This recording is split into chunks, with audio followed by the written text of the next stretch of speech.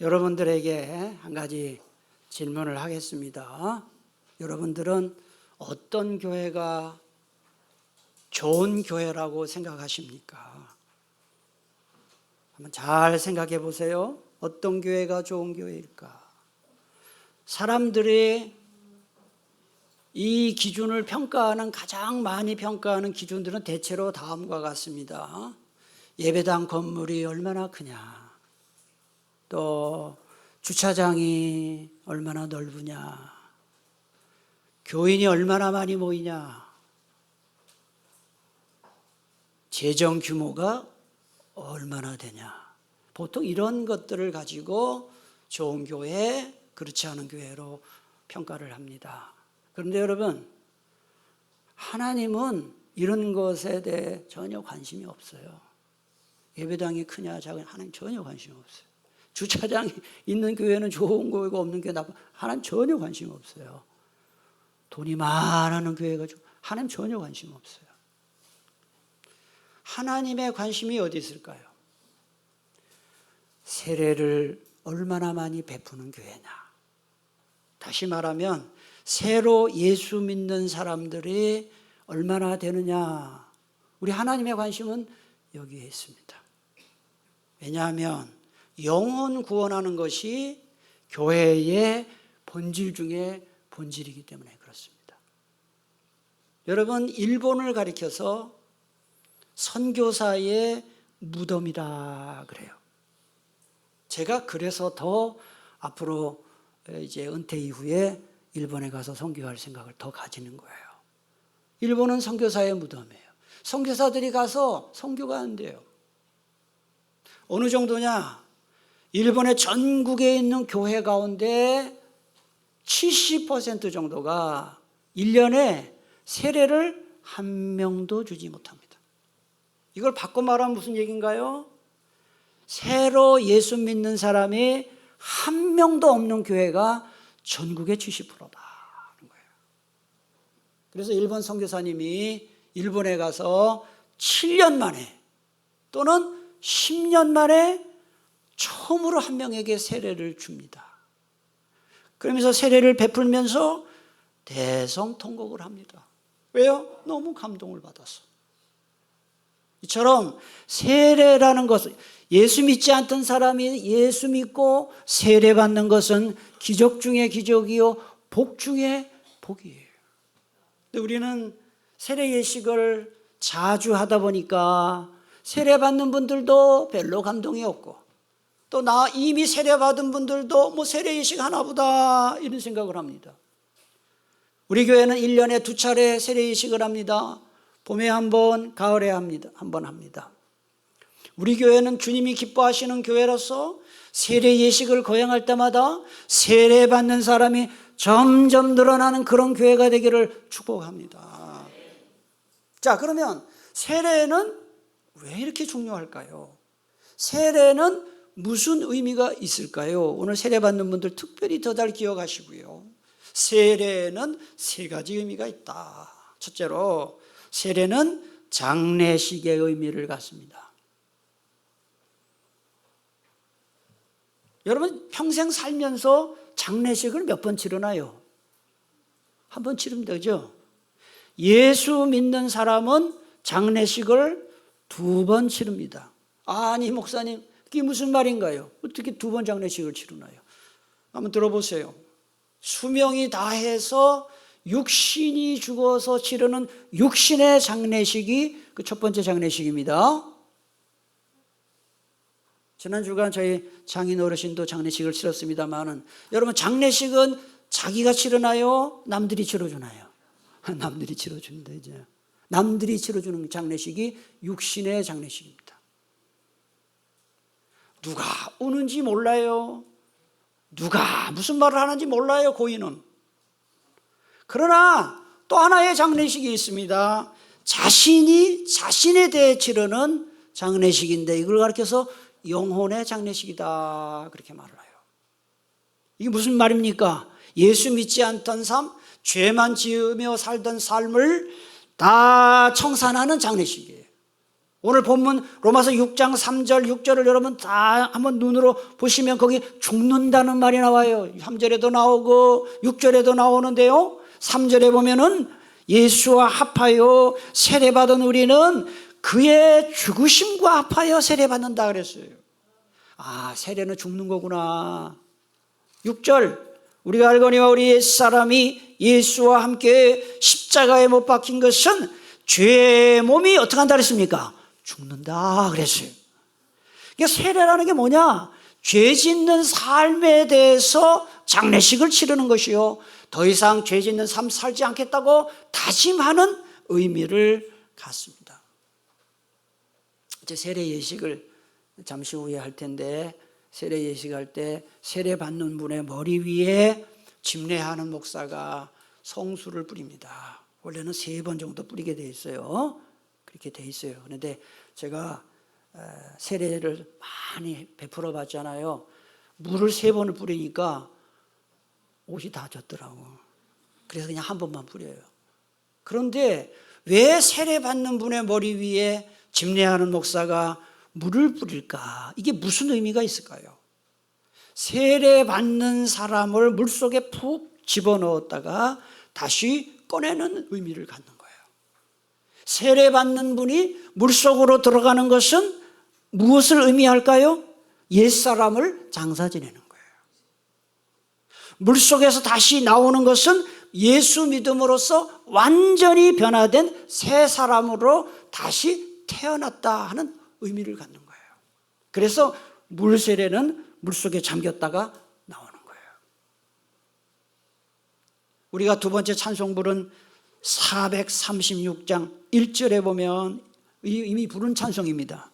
가사를 보면 나 이제 주님의 새 생명 얻은 몸, 그 다음 같이 읽을까요? 옛것은 지나고 새 사람이로다 그랬어요. 우리 찬송 그냥 부르면 안 돼요. 뜻을 알아야 돼요. 이 찬송과 가사대로 오늘 세례받는 분들, 이미 세례받은 분들, 옛것은 옛사람 다 지나가고 날마다 새 사람으로 변화되는 삶을 살기를 축복합니다. 인도 사람들은 평생의 소원이 하나 있대요. 그게 뭐냐? 겐지스강에 가서 몸을 씻는 거예요. 목욕하는 거예요. 겐지스강에 몸을 씻으면 죄 씻음 받는다는 힌두교 믿음이 있기 때문에 그렇습니다. 그런데 불교의 스님 한 분이 한 번은 이 겐지스강에 관광을 갔어요. 그랬더니 마침 그 힌두교의 사제인 바라문이라고 합니다. 사제를 바라문이 겐지스강에서 몸을 씻고 있었습니다. 그러자 스님이 질문을 합니다. 왜 강물에 몸을 씻습니까? 바라문이 대답합니다. 나의 죄를 씻기 위해서요. 이 신성한 강물이 인간의 죄를 씻어주니까요. 이렇게 죄를 씻어서 해탈을 이루고자 합니다. 그렇게 대답했어요. 그때 스님이 아주 재미있는 이야기를 했어요. 저 강물이 정말 죄를 씻어준다면 겐지스강의 모든 물고기들은 다 해탈을 했겠네요. 그렇게 얘기를 했대요. 무슨 뜻인지 모르는 분은 집에 가서 한번 다시 생각해 보세요. 이게 뭔 뜻인지 모르겠는 분은. 우리가 여기서 무엇을 깨닫습니까? 몸을 씻는 것보다 더 중요한 게 뭐냐? 마음을 씻는 것입니다. 마음을 씻는 것입니다. 여러분 집에서 매일 샤워하시잖아요. 더 깔끔하시는 분 2번도 샤워하시잖아요. 왜 몸은 그렇게 씻으면서 마음은 씻지 않나요? 물로 몸을 깨끗이 씻는 것처럼 마음을 깨끗이 씻어서 더 이상 죄 짓는 삶을 살지 않겠습니다 하고 다짐하는 게 바로 세례를 받는 거예요. 세례. 여러분 예배 시간에 설교 시간에 말씀의 은혜를 받잖아요. 아 내가 이러면 안 되는데 왜 이랬을까? 다음에 이렇게 하지 말아야지 하고 다짐하고 결심하잖아요. 그런데 그걸로 끝난다. 그거 아무 의미가 없어요. 목사님 말씀의 은혜 받았어요. 백날 얘기해도 결심하고 다짐한 걸로 끝나면 그분은 은혜 받은 거 아닙니다. 어떤 사람이 정말 은혜 받은 사람이냐? 다짐하고 결심한 대로 삶이 바뀔 때 은혜 받았다, 이렇게 말할 수 있어요. 오늘 말씀 듣는 사랑하는 교회 여러분, 진정으로 은혜 받기를 축복합니다. 제가 좋아하는 작가 중에 한 분이 김훈이라는 분이에요. 저는 그 김훈이라는 분이 쓴 글은 거의 다 봤어요. 칼의 노래, 현의 노래, 남한산성, 흑산, 많아요. 글을 정말 잘 써요. 김훈 씨가 쓴 책은 한번 읽어볼 가치가 있어요. 그런데 이분이 지독한 골초였습니다. 여러분, 골초 소리 들으려면 하루에 담배 몇 갑 피우면 골초 소리 들을 거예요. 이 김훈 씨는 하루에 담배를 3갑씩 피웠어요. 제가 담배 피워본 적이 없어서 모르겠습니다만은 하루 담배 3갑 피우려면 종일 피워야 될걸요. 그런데 이분이 담배 3갑씩 피던 분이 하루에 딱 끊어버렸어요. 어려운 일이거든요. 그런데 금년 비결을 자기 글에서 썼는데 그게 참 놀라우고 재밌어요. 이 김훈 씨가 한 번은 절을 찾아갔어요. 맑은 공기와 시원한 풍광에 취해서 자기도 모르게 뭐 했겠어요? 담배를 폈어요. 응? 담배를 폈다니. 그런데 마침 저쪽에 그 절에 스님이, 주지 스님인가 봐요. 노 스님이 그 모습을 보면서 그 작가를 향해서 손을 까딱까딱 하면서 이리 오라고. 이리 오라고. 그러니까 이 작가도 나이가 조금 든 분이 있는데 그때 한 50대 됐나요? 그 기분이 나쁘겠죠. 손가락으로 그러면 오라고 하니까. 그 담배를 피고 가는데 이 노 스님이 그러니까 호통을 치는 겁니다. 이놈아, 담배 꺼! 그러니까 깜짝 놀라가지고 담배 꽁초를 이 발로 막 이제 밟아줘. 그게 스님이 또 호통치는 거예요. 이놈아, 담배 주워! 그러고 갔어요. 그리고 이제 고승과 작가가 대화를 하는 거예요. 뭐라고 대화를 합니까? 스님이 담배 끊어라. 나이가 많으니까 반말로 했네. 담배 끊어라. 스님은 담배를 안 피워서 그렇죠. 담배 끊는 거 어렵습니다. 그때 스님이 대답했어요. 안 피우면 되는 거다. 그런데 말이죠. 안 피우면 되는 거다라는 말이 이 김훈 씨의 머릿속에 떠나지 않았다는 거예요. 그리고 기적이 일어났어요. 담배 피우고 싶은 생각이 날 때마다 스님의 그 말이 딱 생각난 거예요. 안 피우면 되는 거다. 그래서 담배를 끊었다는 거예요. 싱겁죠? 이게 비결이에요. 제가 그 글을 읽으면서 무릎을 쳤어요. 우리 그리스도인들도 뭐가 죄인지 몰라서 죄 짓는 사람 없습니다. 알고 다 죄를 짓습니다. 이러면 안 되는데 하면서 계속 죄를 짓습니다. 죄 짓지 말아야 됩니다. 안 되는데라고 했으면 하지 말아야 되는 겁니다. 또 내가 이렇게 해야 되는데, 기도해야 되는데, 내가 용서해야 되는데, 사랑해야 되는데, 내가 예배 가야 되는데, 그러면 해야 되는 거예요. 여러분 가만히 생각해 보면 안 하는 게 못하는 게 아니라 안 하는 겁니다. 성령께서 세례받은 사람의 마음속에 임재하셔서 너 그러면 되냐? 그러지 말아라라고 음성을 주실 때 하지 말고 너 해라, 이렇게 해라 라고 성령께서 음성 주실 때 순종하는, 그래서 죄에 대해 장례식을 치르는 저와 여러분 다 될 수 있기를 축복합니다. 세례는 둘째로 결혼식의 의미를 갖습니다. 여러분 품종이 별로 좋지 않은 나무에다가 좋은 품종의 나무를 접붙이면 훌륭한 나무가 됩니다. 접붙이는 거예요. 요한복음 15장 5절은 말씀합니다. 예수님은 나는 포도나무요 너는 가지라. 그가 내 안에 내가 그 안에 거하면 사람의 열매를 많이 맺나니. 같이 한번 읽겠습니다. 나를 떠나서는 너희가 아무것도 할 수 없습니다. 여기 나가 누굽니까? 예수님이에요. 우리 그리스도인들은 예수님을 떠나서는 아무것도 할 수 없어요. 여러분, 나뭇가지가 풍성한 열매를 맺는 비결은 딱 하나예요. 나무에 붙어 있는 거예요.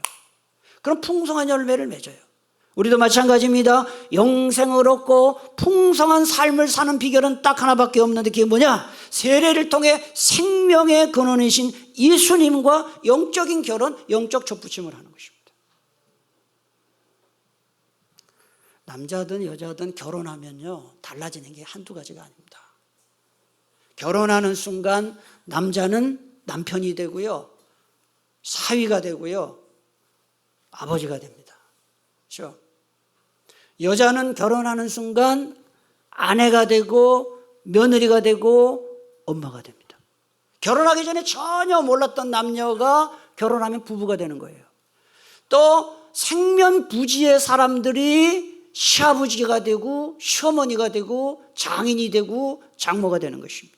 새로운 관계가 형성되는 거예요. 때려야 뗄 수 없는 관계가 되는 거예요. 세례가 그래요. 세례받고 예수 믿기 전에는 우리 모두 하나님과 전혀 상관없는 사람이었습니다.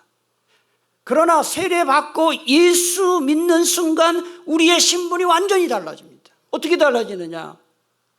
하나님이 우리의 뭐가 됩니까? 뭐라고 불러요, 여러분? 하나님을 아버지라고 불러요.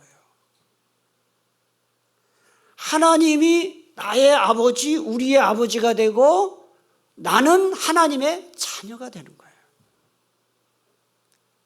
어떤 분이 저한테 그래요. 목사님, 제가 구원 받았는지 못 받았는지 모르겠어요. 그래요.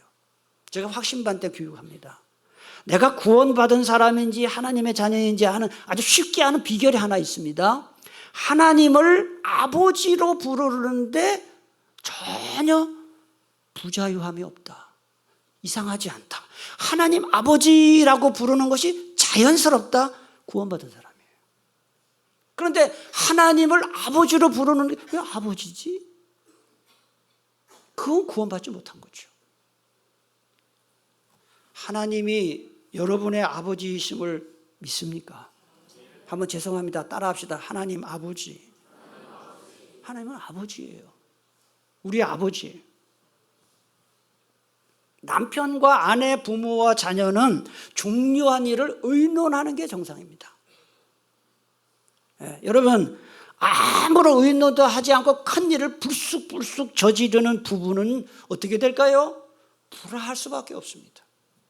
아무런 의논도 하지 않고 집을 딱 사고, 부부가 자기 혼자서 아무런 의논도 안 하고 차를 딱 사고, 아무런 의논도 안 하고 사업을 딱 시작하고, 아무런 의논도 안 하고 가전제품, 고가의 가전제품 사고, 그러면 그게 부부예요?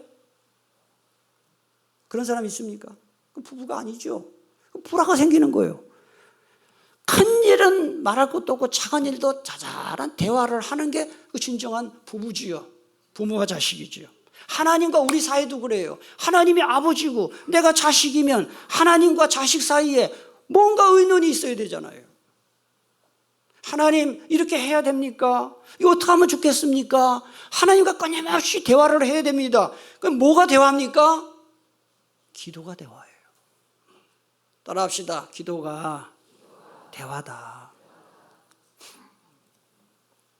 지난 주일날 사역을 다 마치고 처가댁에서 아버님 돌아가셨다는 말을 듣고 깜짝 놀랐죠.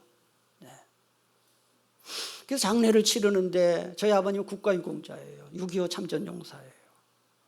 그래서 다 나라에서 와서 의장대도 와서 해주는데 그거 참 멋있더라고요. 근데 의장대원들이 70대, 80대가 와서 의장대 하는데 그래도 좋더라고요. 국가유공자묘에 다 묻혀주고. 근데 이런 걸 하면서 끊임없이 이렇게 이 가족들 간에 의논할 일이 한두 가지가 아니에요. 이건 어떻게 하면 좋은가? 음식은 어떻게 하면 좋은가? 이건 어떻게 해야 되는가? 가족이라는 게 뭔지를 다시 한번 장례를 치르면서 제가 장례를 치르면서요, 또 제가 또 집례를 했어요. 중간중간 어떻게 이 집례를 잘 해야 되는가, 어떻게 지혜가, 그때마다 하나님 앞에 자꾸 여쭈어요. 그래서 제가 총회 이제 울산에서 사실은 월요일부터 금요일까지인데 제가 장례하니까 이틀 못 갔어요. 그래서 아했다 잘됐다 내려가기 싫은데 장례났으니까 안 가야 되겠다 그러고 있는데 노회장인데 안 오면 되냐고 난리가 났어요. 그래서 장례 마치고 또 수요일 날 울산으로 갔다가 또 목요일 날 울산에서 올라오고 하는데 여러 일들이 겹치면서 말이죠. 머리가 복잡한 거예요. 결정할 일도 많고. 그럴 때마다 무릎 꿇고 기도하지 않더라도 계속 주님께 지혜를 구하는 거예요. 하나님 어떻게 하면 좋겠습니까? 이 문제는 어떻게 해결하면 좋겠습니까? 계속해서 그때마다 주님께서 지혜를 주셔서 잘 모든 일을 마치고 돌아올 수가 있었습니다. 여러분, 우리가 예배당에 나와서 새벽기도 와서 금요기도에 와서 무릎 꿇고 뭐 이렇게 기도하는 것도 꼭 필요하지만 여러분이 정말 하나님을 아버지로 생각한다면, 그리고 여러분이 예수님을 나의 주님으로 생각한다면, 내가 하나님의 자녀라고 생각한다면 살아가면서 순간순간 하나님 이 문제 어떻게 하면 좋겠습니까? 도와주셔야 되겠습니다. 내가 너무 속상합니다. 힘듭니다. 끊임없이 대화할 때 하나님께서 여러분의 기도를 들으시고 응답하심을 믿으시기를 바랍니다. 제가 이 한스 댕크라는 분의 기도문을 여러분들에게 소개를 하려고 합니다. 아주 내용이 너무 좋아요. 기도문이에요. 함께 읽기를 원합니다. 함께 읽겠습니다.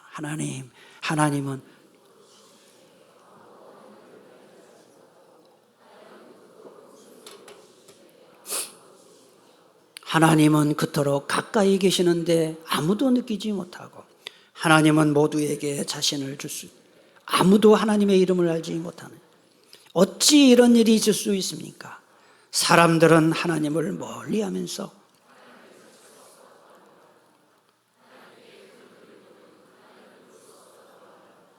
귀를 막고는 하나님의 음성을 들을 수 없다고. 하나님이 우리에게서 멀리 간 게 아니고요, 여러분이 하나님을 멀리하는 거예요. 기도하는 사람만이 하나님 볼 수 있고, 기도하는 사람만이 음성 들을 수 있고, 기도하는 사람이 말씀 들을 수 있고, 기도하는 사람이 하나님의 도우심을 받을 수 있고, 기도하는 사람이 하나님의 살아계심을 체험할 수 있습니다. 하나님과 끊임없이 대화하고 기도하시기를 축복합니다. 마지막으로 셋째로, 세례는 어떤 의미가 있느냐? 예수님을 내 인생의 주인으로 모시는 예식이다 하는 거예요. 예수님을 내 인생에 뭘로 모신다고요? 주인으로. 우리가 주님, 주여 이렇게 말하죠. 그 주가 뭐예요? 주인이 주인. 골로새서 2장 6절을 말씀합니다. 너희가 그리스도 예수를 뭘로 받았다고 합니까? 주인으로. 갈라디아 2장 20절, 내가 그리스도와 함께 십자가에 못 박혔나니 그런즉 이제는 내가 사는 것이 아니요, 그 다음 같이 시작, 오직 내 안에 그리스도께서 사시는 것이. 우리가 이게 읽어요. 그런데 여러분 가만히 생각해 보세요. 여러분의 안에 진짜 그리스도께서 사시는지, 내가 사는지, 내가 내 맘대로 하는지, 예수님이 예수님의 뜻대로 하시는지. 예수 믿기 전에는, 세례받기 전에 내 맘대로 삽니다. 내 인생 내 맘대로 삽니다. 그걸 누가 뭐라 합니까? 예수 믿지 않는데. 그런데 세례받고 구원받은 다음에는 그렇게 하면 안 되는 거예요. 중요한 결정을 할 때 꼭 예수님께 여쭤봐야 돼요. 어떻게 할까요? 왜요? 국가의 흥망성쇠와 인간의 생사화복과 생로병사, 성공 실패를 주관하시는 분은 하나님이시기 때문에 그래요. 마태복음 10장 29절 보면 참새 한 마리가 사냥꾼에게 포획되는 것도, 또 시장판에서 팔리는 것도 다 하나님의 섭리가 속에 이루어진다는 말이죠. 재수가 나쁘고 운이 나쁘고 이런 거 아닙니다, 여러분. 사주팔자가 어쩌고 궁합이 어쩌고 그거 아닙니다. 우리의 모든 삶을 주관하시는 분은 하나님이십니다. 그래서 하나님을, 이 사실을 정말 믿는 사람은 내 마음대로 살지 않아요. 하나님의 뜻을 찾아요. 제가 제 얘기하고 말씀을 맺겠습니다. 제 얘기 몇 번 해서 몇 번 들으셨겠지만은, 저는 원래 목사가 될 생각이 추워도 없었던 사람입니다. 정말 목사 될 마음이 없었던 사람입니다. 왜냐하면 제가 사는 마을이 아주 깡촌이었어요. 가난했어요. 그런데 목사님은 제일 가난했어요. 그래서 지질이 고생하는 것만 봤어요, 목사님이. 제가 살던 마을은 제가 초등학교 6학년 때 전기가 들어왔어요.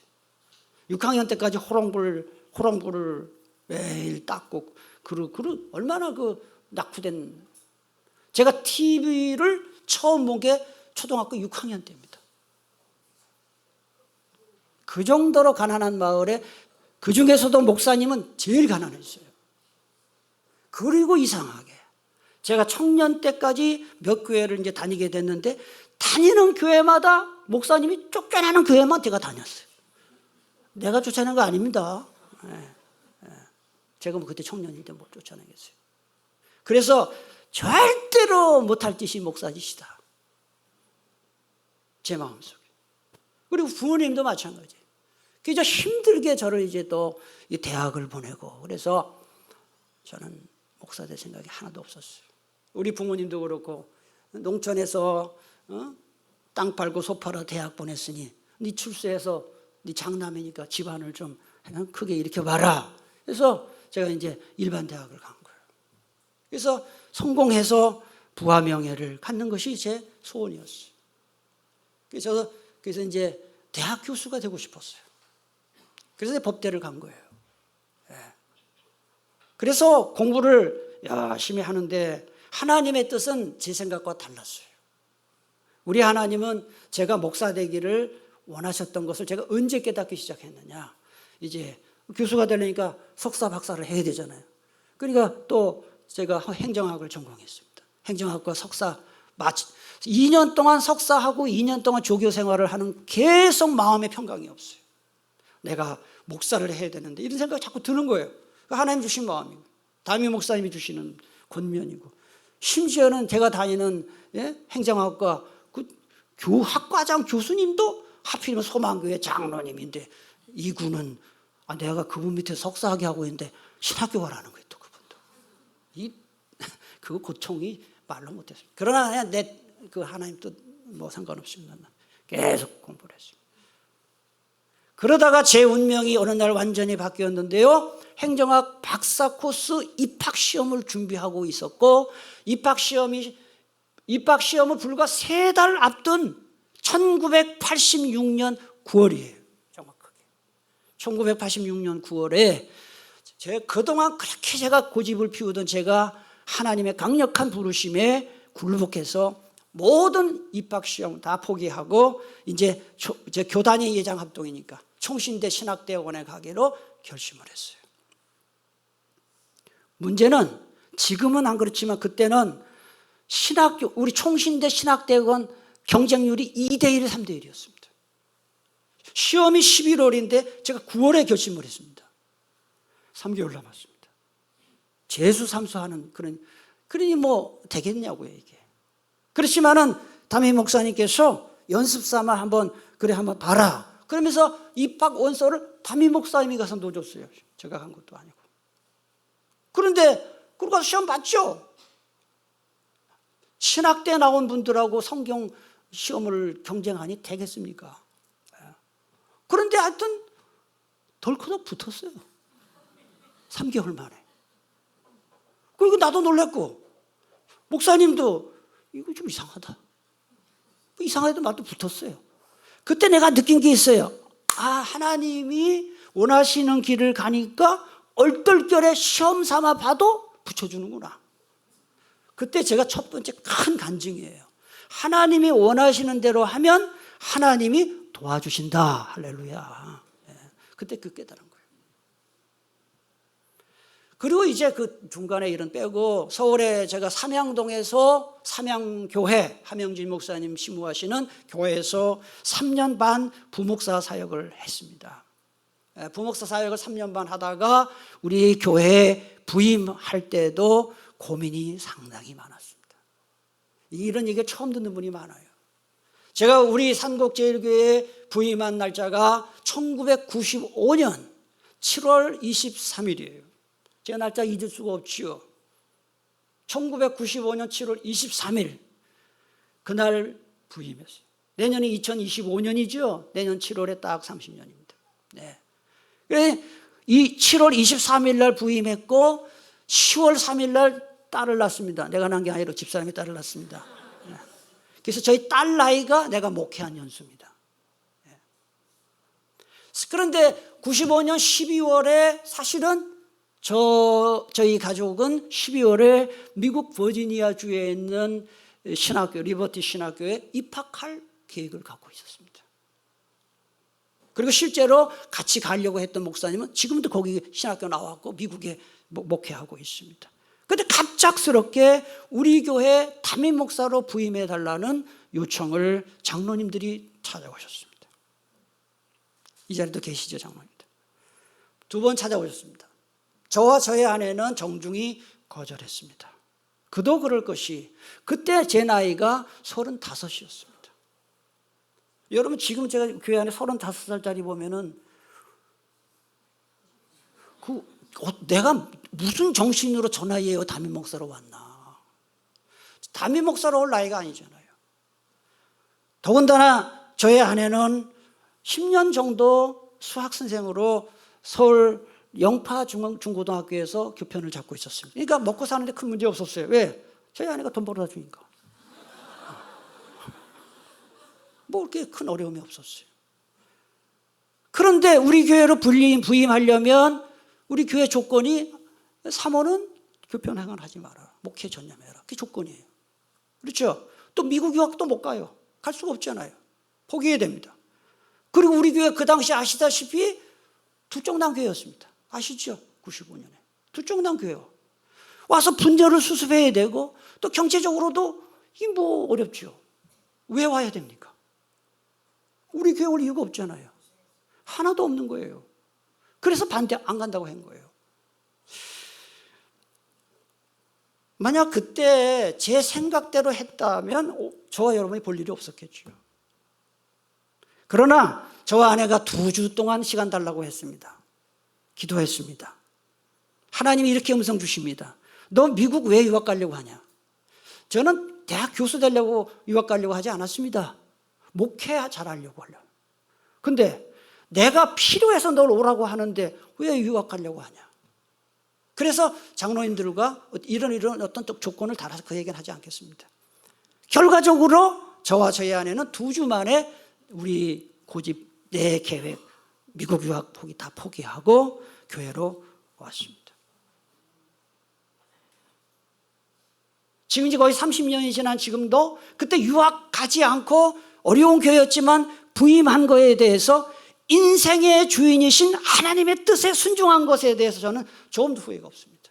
잘했다는 생각이 듭니다. 감사한 마음이 있습니다.